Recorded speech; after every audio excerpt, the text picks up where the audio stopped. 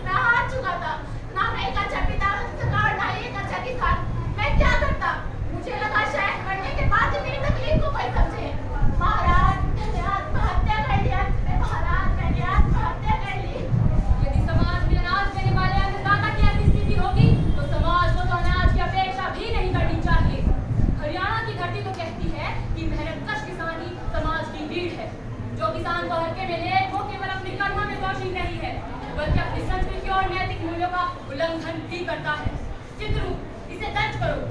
जो समाज में किसान की अनदेखी करेगा उसे नर्क भोगना होगा। लेकिन एक बात तुम भी जान लो, तुमने आत्महत्या जैसे निर्णय को अपना लिया। तुम्हें जो जीवन कठिनाइयों को पार करने के लिए मिला है, तुम इसे बीच रास्ते में क्यों छोड़ देते हो?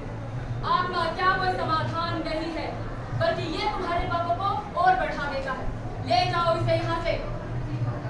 महाराज, बंद दर्ज। और मैं अंतिम आत्मा को बुलाने की अनुमति चाहती हूँ। बुलाओ अंतिम आत्मा को। ज्योति आत्मा हाजिर हो।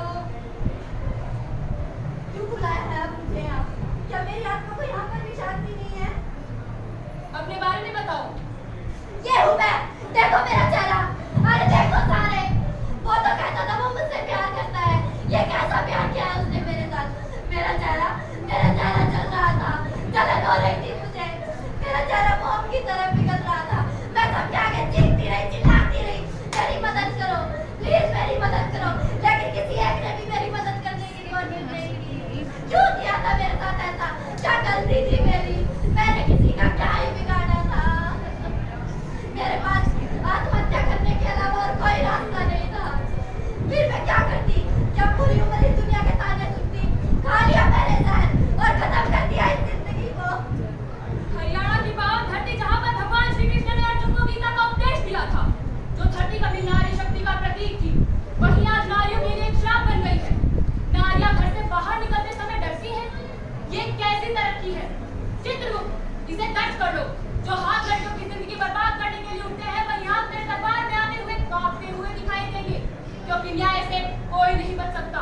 और एक बात तुम भी याद रखो, आत्महत्या करना कायरता है। असली योद्धा वही है जो कठिनाइयों को पार करके जीत हासिल करे। और समाज के लोगों, तुम भी मेरी बात को ध्यान से सुन लो। आज इन चार आत्माओं ने हमें अपनी पीड़ा से अवगत करवाया है। इनकी पीड़ा केवल इनकी नहीं, बल्कि पूरे समाज के लिए एक चेतावनी है। अब भी सुधर जाओ, अब भी समझ जाओ, अपनी संस्कृति और नैतिक मूल्यों को अपना लो, अन्यथा प्रलय निश्चित है। याद रखो, कर्म का फल अनिवार्य है। जो सही करेगा उसे सम्मान मिलेगा, और जो भूल जाएगा उसका लेखा कठोर होगा। धन्यवाद। जय हिंद।